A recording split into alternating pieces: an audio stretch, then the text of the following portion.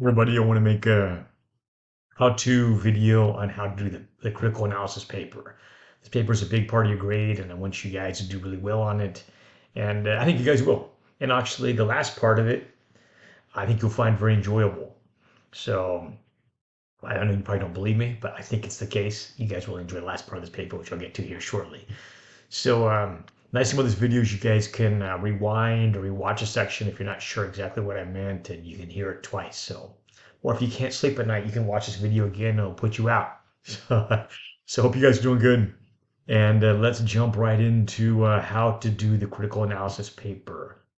Before I start though, just really briefly, I know paper writing is a lot of work. It's hard work, but it's one of the most intellectually important things you guys do this whole semester, which is you're processing a lot of things you have studied in this class, in this case, what you read from John Adams and from your textbook for the record. And you're constructing arguments, analyzing, and so I know that's going to be hard work, but it's very good work, and it's the best of college education. So also just FYI, you guys don't use AI. I know it's tempting, but don't do that. Um, it's not good for you.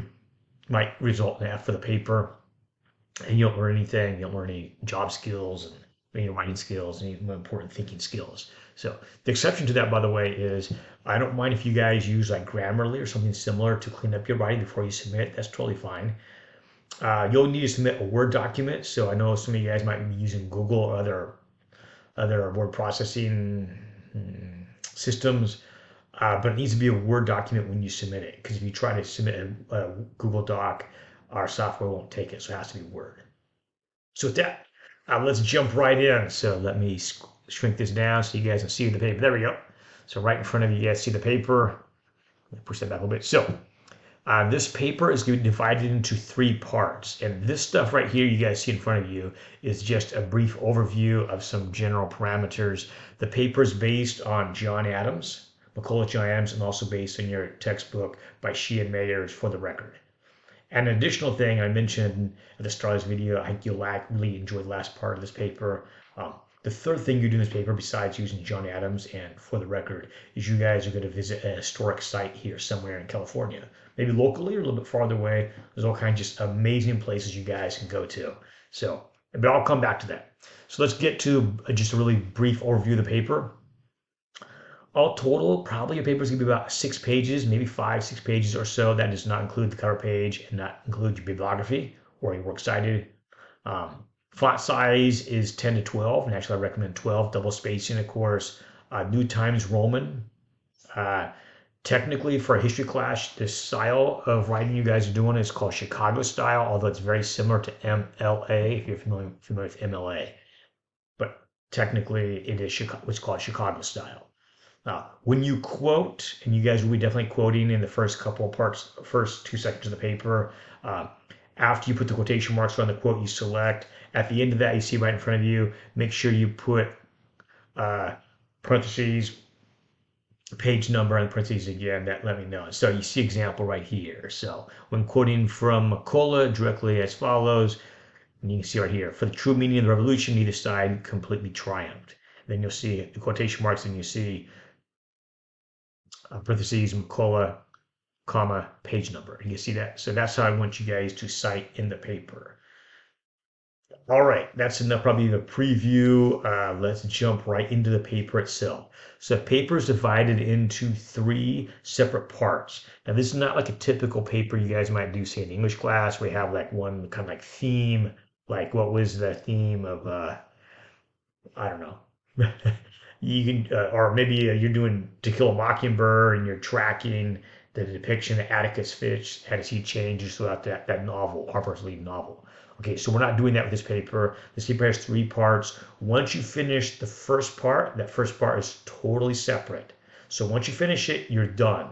And then you go to number two, it's a completely different topic. And then finally number three, a completely different topic. So you're not trying to like tie these all together with some master narrative. You're not doing that. You simply, when you do the prompt for number one, once you finish that, it's like a mini essay. Once you're at that, you are completely done with that. Good.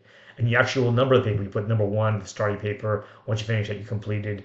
When you get number two, you actually put number two there, and then you'll jump right into answering that separate prompt But again, you're not trying to have some introductory paragraph where you're, again, tracking a flow of one intellectual thought stream through the whole paper. You're not doing that. Once you finish one, complete, finished. Then you go to two. Again, two is completely standalone. Once you finish two, you're done with that. And then three, again, it's a completely different thing. And so you're not trying to blend them together. And you finish three and your paper's done. Okay, so first off, you guys make a cover page for this paper. And I will attach to this assignment page a sample of the cover page. So right now I'm not going to go over that, but you guys will see, look in the assignment page, you'll see a link to the cover page. So you'll see how to do it. All right, so let's jump right into the first prompt for the paper, and that's, you guys see it in front of you, it's number one. And by the way, in the paper, I do want you to number it. Do not write out the questions or take up half your paper, write it out. So don't write the questions at all, but I do want you to number it. So put number one, and then you can, let's take a look there. So number one says, examples of the best and worst of humanity from McCullough's John Adams and Sheehan Mayer's For the Record. And it says, hint, use the index and John Adams to help with the assignment. So what does that mean? That was the title I just gave you. What does that mean practically? So first, in McCullough's John Adams, select an example that illustrates humanity at its best and another example that illustrates humanity at its worst. For each example from John Adams, you must use a direct quote from McCullough's book. Each example should have its own paragraph explaining why you selected each quote. So you're going to grab John Adams, and I'll grab mine right now.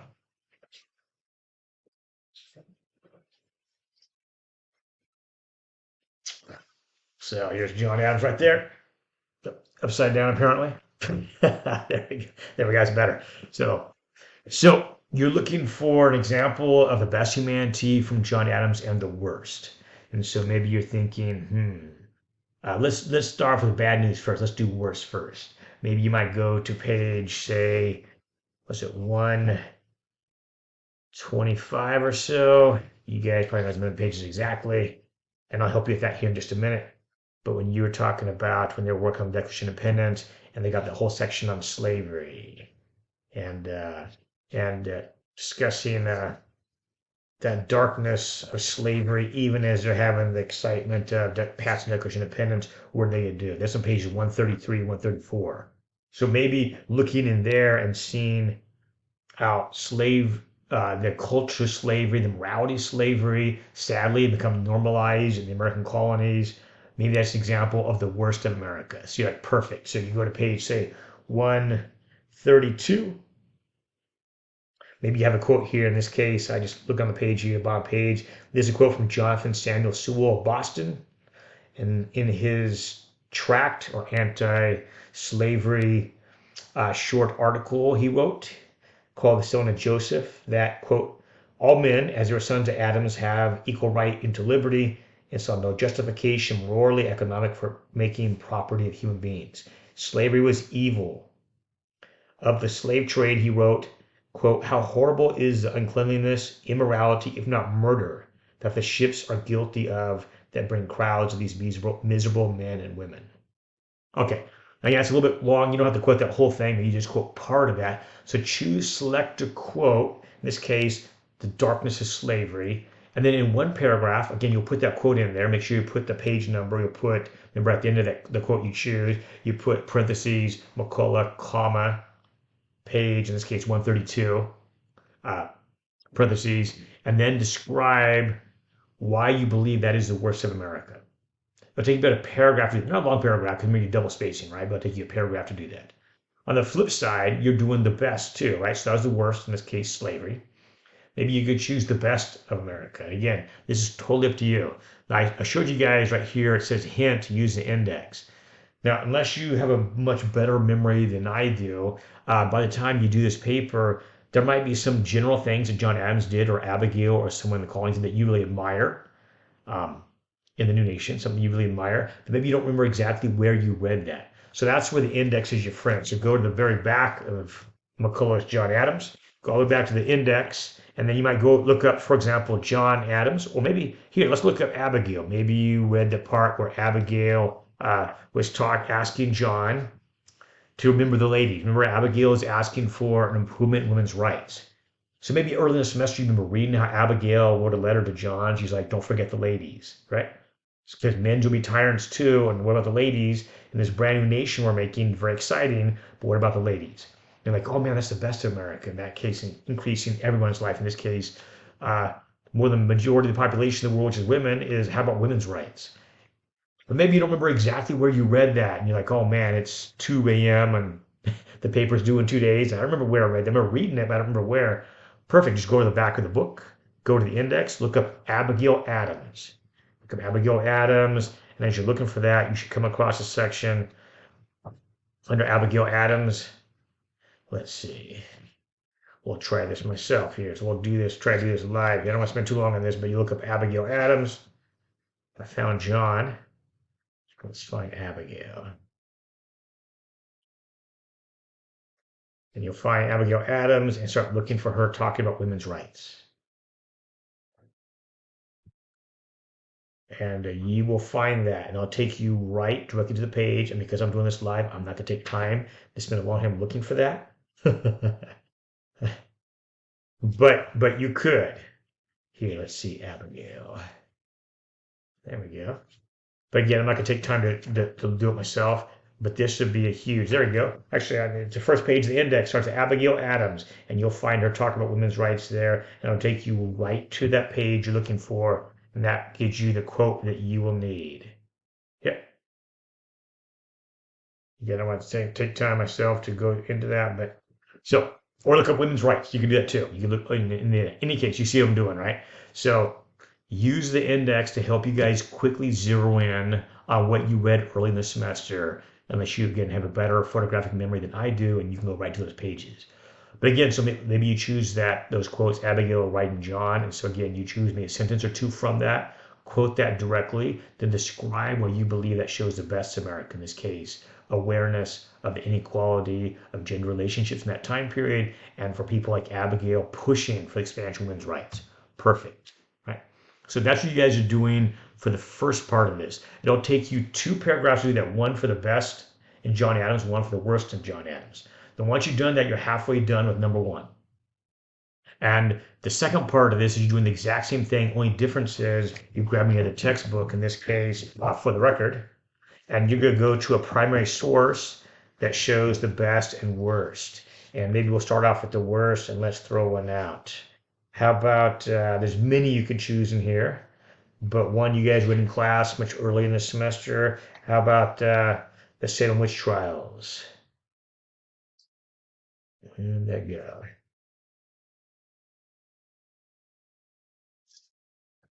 You can see I'm doing this live. So you'll find the Salem witch trials in there, and you're like, okay, perfect.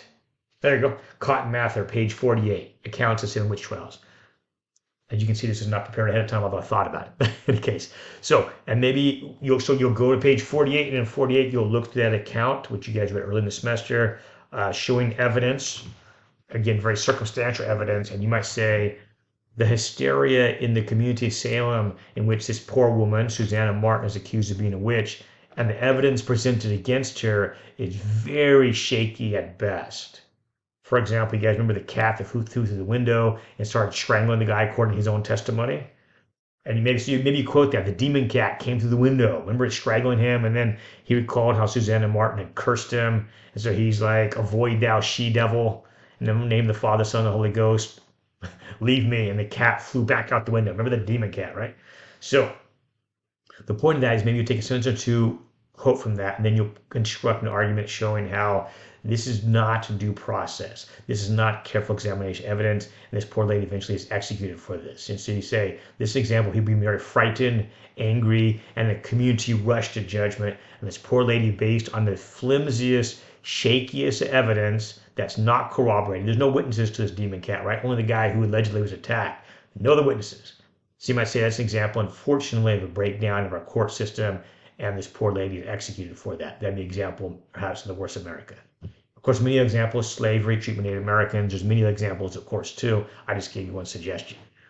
Now, once you do that, by the way, when you do that, when you select that, when you start that paragraph, say, I have selected Cotton Mather's accounts of Salem witch trials. So give the author and title. This is right there.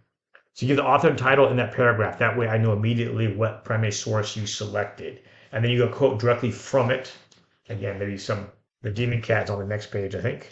No, take devil cat is on page 49. There it is, right in there, the devil cat. Oops. There you go, right in there. Oops. Yep. Okay. Yeah, I got the idea.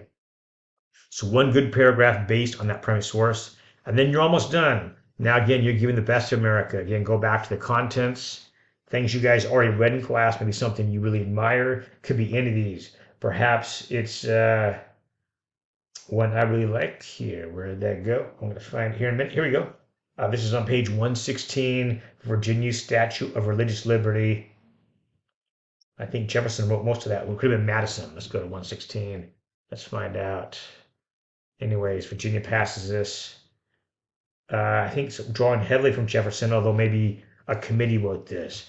But in this case, it's Virginia Statute of Religious Liberty. This is called First Amendment right here, right? Which is no government can tell you and I what to think about spiritual matters, whether we're a Christian or Buddhist, atheist, agnostic, Sikh, Hindu, Muslim, Jewish, doesn't matter. The government has no opinion on that. It's my complete right as an American citizen. I can pursue my spiritual destiny however I choose to. The government has no ability to try to control me or force me to practice a faith I don't believe in. They have no opinion on that. They remain neutral. Some of the best of America. So maybe you put that so that maybe again you quote there from whoever wrote this again. I think Jefferson probably has his fingerprints on this, but it doesn't matter. But again, maybe in that piece right here, from those pages, you find an individual sentence there that describes this freedom of the individual.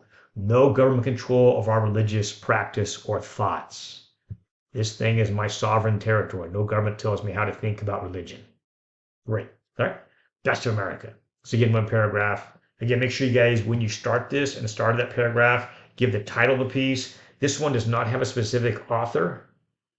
It suggests that Virginia Statute of Religious Liberty. Typically, the primary sources here in your textbook do have an author, so give the author's name and the title of the piece. But that one, since it's an act of legislature, it does not have a specific author. But you give the title and then go in there, quote, put the page number in there. And you have now finished number one. So you did the John Adams part, and you did the for the record part. So it has like 4 small individual paragraphs. All total, probably take a page, maybe a page and a half to do this. The core, make sure you quote for each of these. So each of the examples from John Adams, each example from For the Record, make sure you quote directly. That's the key to this, and be thoughtful. Once you've done that, you're complete with number one. We're a third of the way through the paper. Okay. Now, the next one is based just on John Adams. So let me put my textbook down. All right. So this one's based just on John Adams.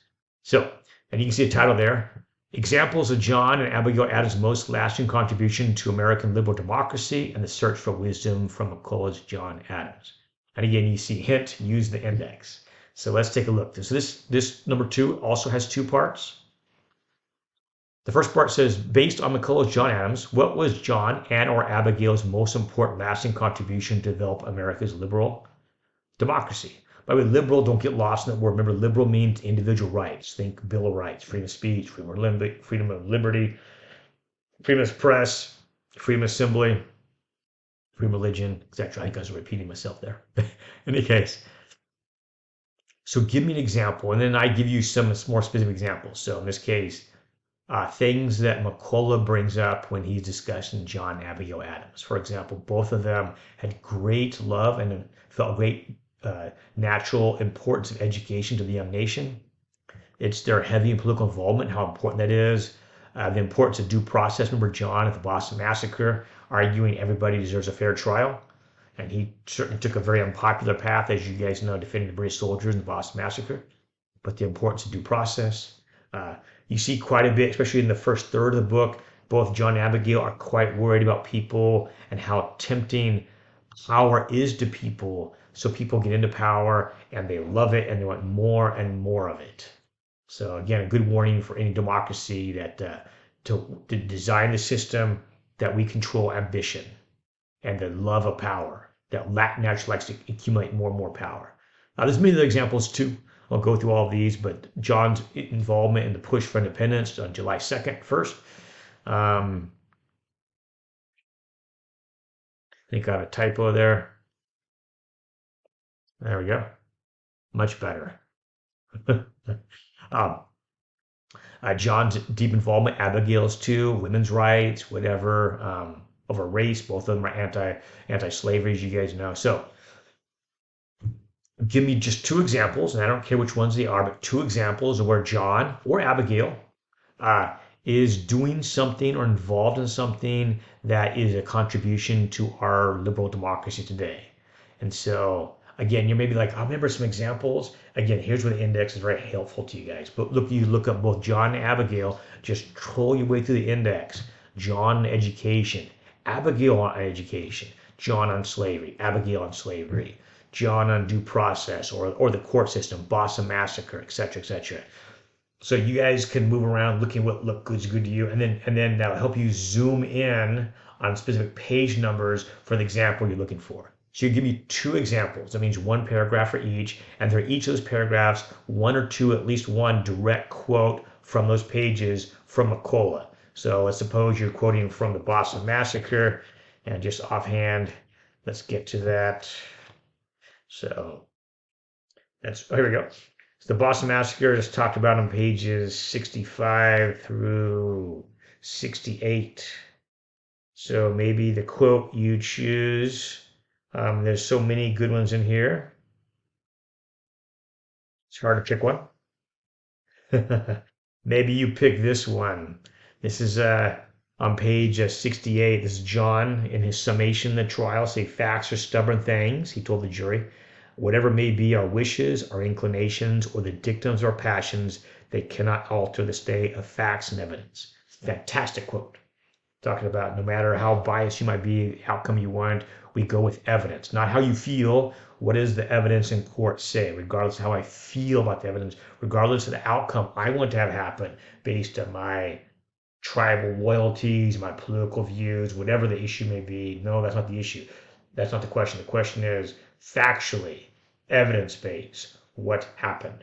And then by the way, it's hard for us as human beings. So again, so maybe you're saying John's contribution is talking how important it is for the rule of law and for an impartial, just, fair rule of law, not based on the political mood of the moment, not based on the majority feeling at the moment. No, what does evidence show you in giving people a fair trial?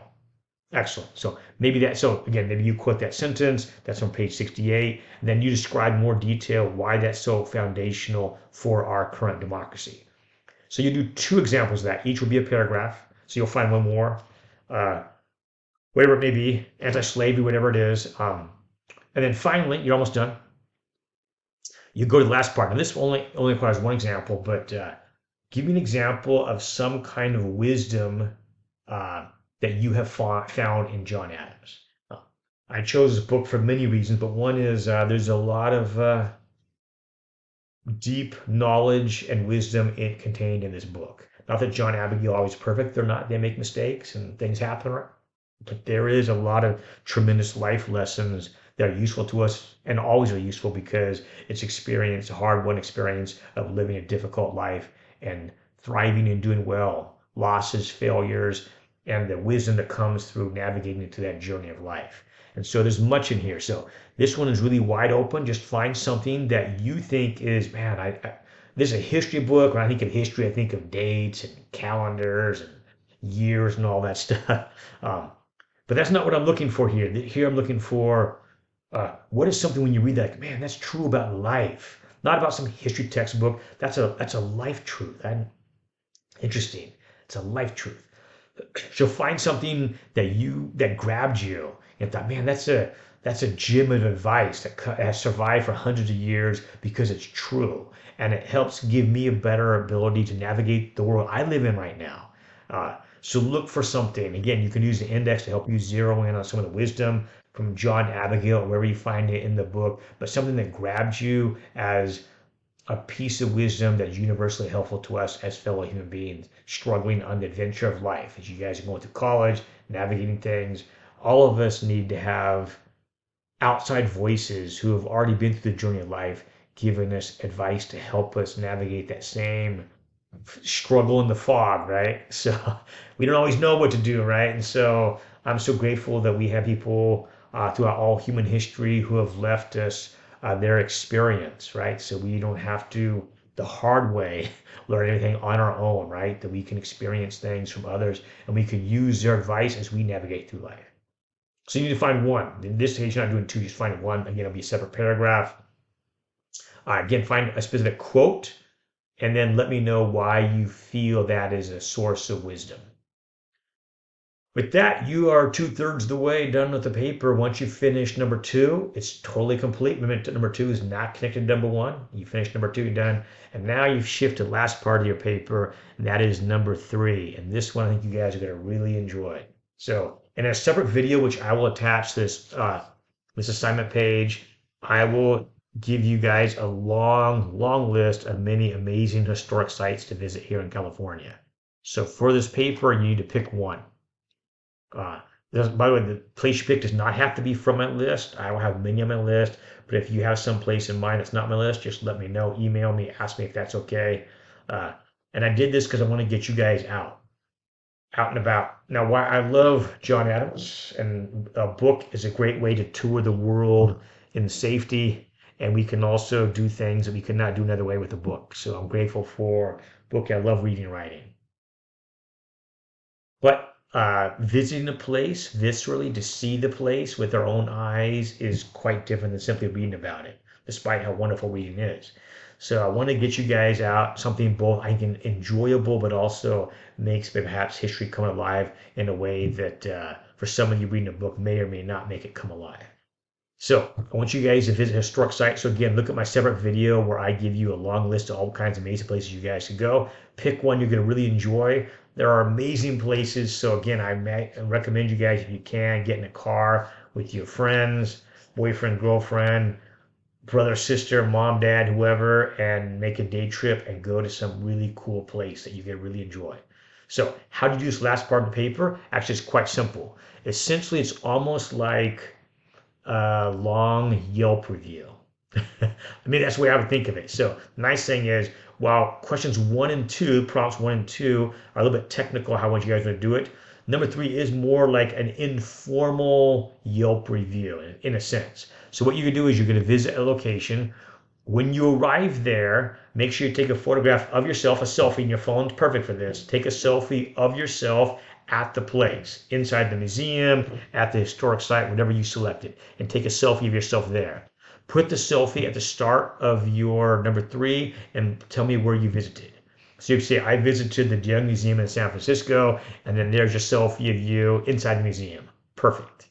So the first part of this is after you list the place, then insert the selfie, and then give me a full 1-page narration, conversational style, of you at that museum historic location.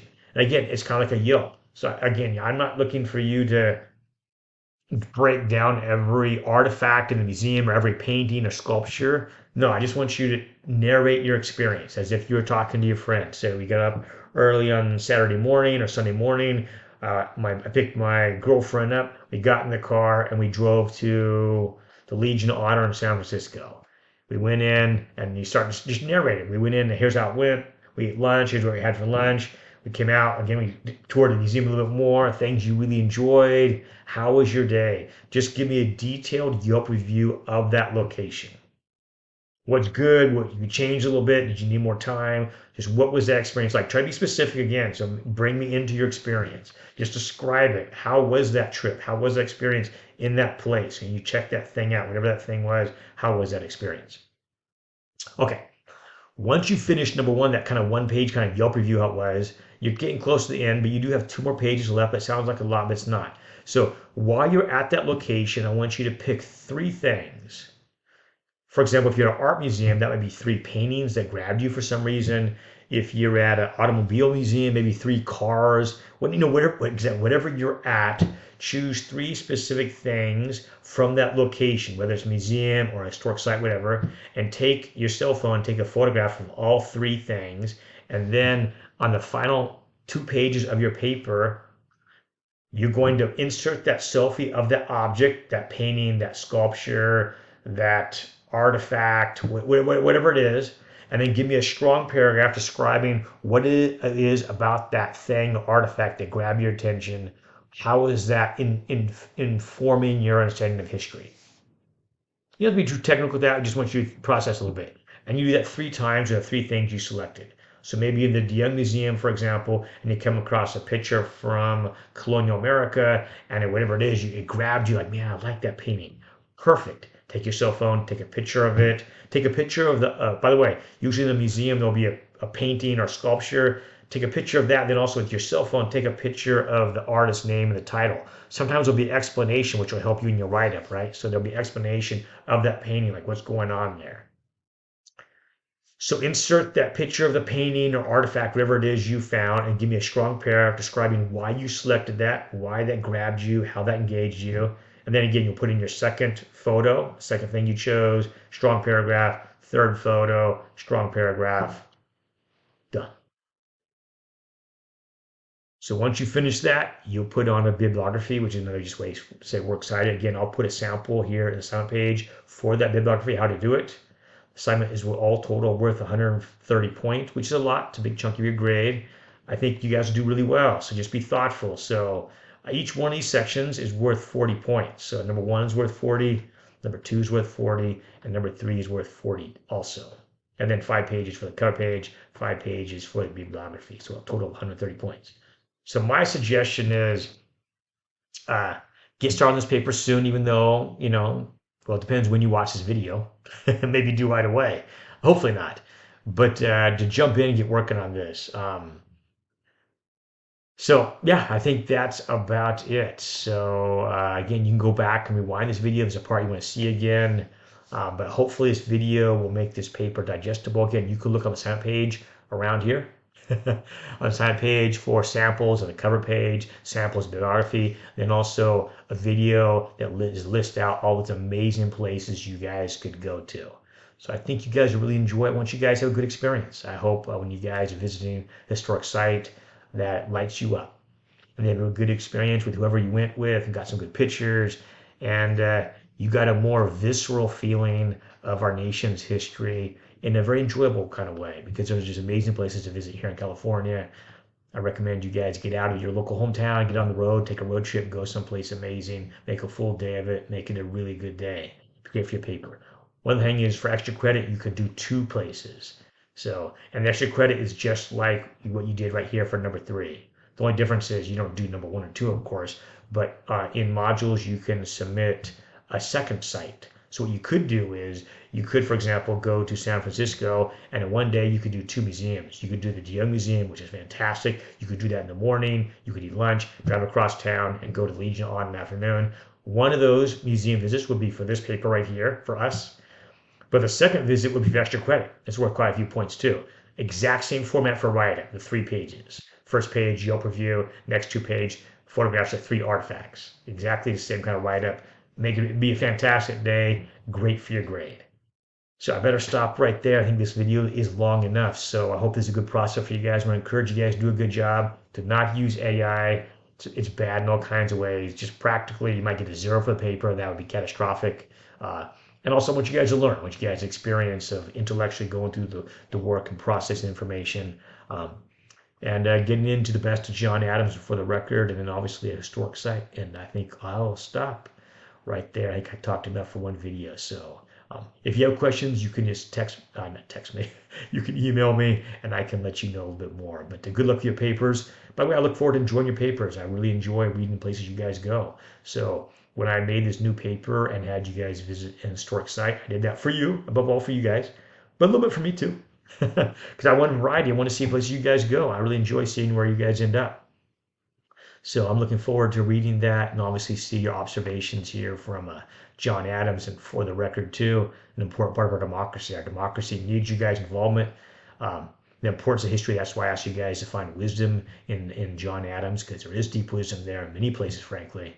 And then contributions to our liberal democracy because our democracy needs you and I out there. We need educated citizens. Our democracy requires us and needs us to be engaged and informed. Our democracy is strengthened by our involvement, even in our small ways, which you and I do. They're small, but our democracy, to be healthy, needs our involvement and our being educated in that involvement and getting our voice raised for the best of America.